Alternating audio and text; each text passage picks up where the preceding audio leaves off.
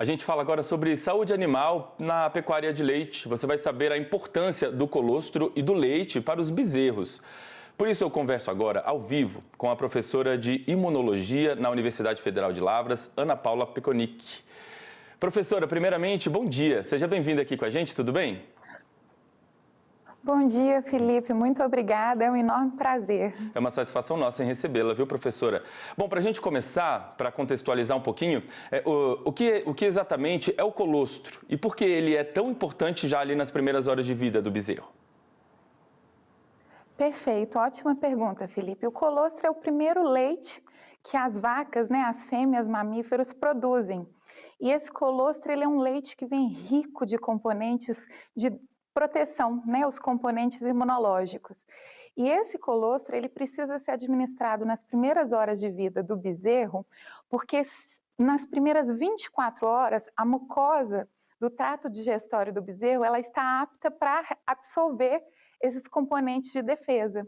Então, pico até 12 horas, depois cai muito essa absorção, é muito importante respeitar o período seco para a vaca conseguir produzir um colostro de qualidade, com muitos componentes de defesa, e é importante que seja administrado nas primeiras horas para que o animalzinho consiga absorver esses componentes de proteção. Bom, eu estava dando uma olhada aqui, antes da nossa conversa, e pelo que eu vi, existe aí o colostro, leite de transição, leite comum. Dá para dar uma pincelada para a gente entre as diferenças do colostro, do leite de transição e também do leite comum, por exemplo?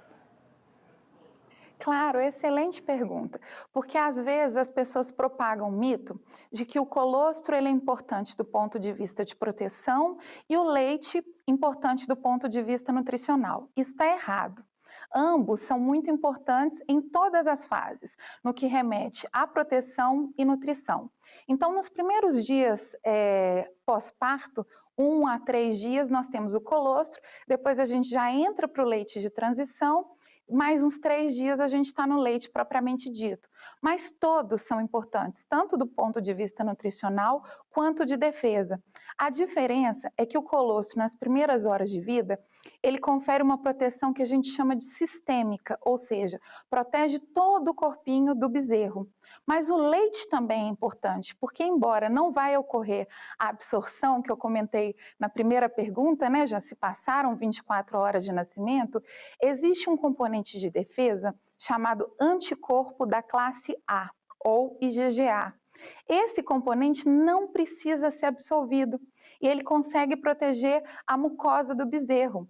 E o mais legal, aí você pensa, vai proteger o trato digestório desse animal. Não, ocorre uma proteção das outras mucosas também, porque o sistema imunológico consegue conversar.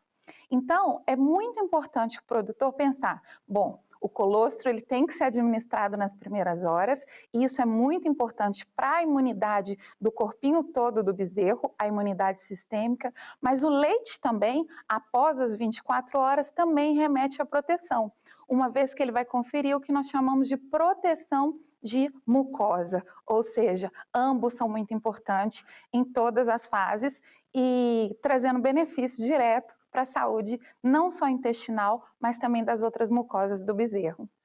Agora, professora, é possível medir ou avaliar a qualidade do colostro? O produtor consegue fazer isso?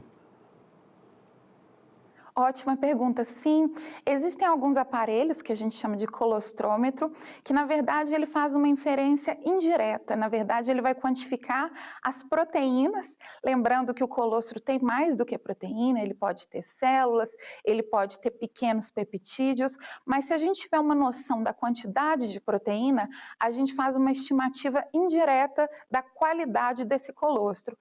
E, inclusive, é muito importante, às vezes, ter um banco de colostro, e, em vez de fornecer um colostro da mãe, se você detectar que a qualidade desse colostro não está boa, é preferível fornecer o colostro estocado no banco.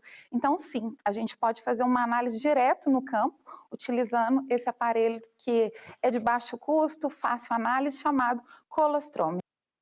E para a gente dar umas dicas aqui para o produtor que está nos assistindo, para o pecuarista, quais cuidados ideais ali no momento da ordenha e também do armazenamento do colostro para garantir a eficácia dele? Ótima pergunta. O colostro, né, pessoal, é um leite gratuito, porque ele precisa ser descartado. E hoje nós temos vacas de média produção, não precisa nem ser de alta, que fornece uma quantidade de colostro muito grande, incapaz do bezerro administrar aquilo tudo, beber aquilo tudo. Então, o que a gente faz? A gente congela esse colostro. E aí esse congelamento é tranquilo, mas ele precisa ser feito ou em saquinhos descartáveis ou em vasilhas muito limpas, de preferência que foram fervidas. E na hora de descongelar esse colostro vem um ponto crítico. A gente não pode ferver esse colostro, a gente tem que descongelar e deixar ele apenas aquecer em banho-maria, chegando a aproximadamente 40 graus. Como que eu vou saber? 40 graus, o produtor consegue colocar e sentir que não está quente demais, está apenas morninho. Essa é a temperatura. Porque se a gente ferver o colostro, o que acontece? Nós vamos desnaturar os componentes de defesa. Então vai ter o valor nutricional, mas não vai ter o valor de defesa para esses animais. Então é muito importante, né, principalmente os produtores de ruminantes, de um modo geral, não é só nem de bovinos, que tenha um banco de colostro, que esteja guardadinho, que seja bem congelado. Hoje existem alternativas de fermentar colostro para quem não tem acesso à rede elétrica, mas em geral o maior cuidado tem que ser na administração de um colostro que foi descongelado com cautela, que não foi fervido, e se for fazer o uso da mamadeira, fazer uma administração com muita calma, com muita paciência para não afogar o bezerro. Bom, e pensando aqui um pouquinho mais para frente, então, depois dessa fase do colostro, qual o papel do leite na alimentação dos bezerros nessas primeiras semanas de vida e qual a importância de fato? E por quanto tempo isso varia de acordo com o rebanho, de acordo com a produção, com os objetivos, até chegar à fase ali do desmame? Ótima pergunta de novo. O tempo de leite, quanto maior o tempo, melhor para o bezerro, porque conforme eu falei, nós vamos estar ainda fornecendo componentes de defesa da mãe para o filhote via esse componente chamado IgA. Porém, a gente sabe que essa medida, né, de amamentação, ela interfere muito nas outras medidas de manejo do rebanho, então tem que balancear quanto eu consigo manter o leite dos meus animais. Lembrando que o leite já não é gratuito, né? O leite a gente comercializa, o colostro é que precisa ser descartado. Então, vai muito de acordo com a rotina de cada propriedade. Quanto que eu consigo manter para manter a logística da minha propriedade. Mas quanto mais dias, melhor para o sistema imunológico, que é o sistema de defesa do bezerro. E ainda, professora, pensando um pouquinho mais para frente, então, que tipo de estratégias ou práticas a senhora, por exemplo, recomenda para uma transição saudável ali na parte do leite para alimentação sólida? Quais são as estratégias que a senhora recomenda aí? Importantíssimo a gente pensar que para o sistema de defesa do animal, o sólido vai vir como se fosse um corpo muito estranho. Então, quanto mais a gente puder fazer essa transição de forma gradativa, então, aos pouquinhos, fornecer o leite e um pouquinho de ração, aí vai reduzindo a quantidade de leite e aumentando a quantidade de ração, mais fácil é para o sistema digestivo do animal, para ele entender que aquilo ali é benéfico, e também para o sistema de defesa não reconhecer principalmente o componente proteico nessa ração como algo estranho.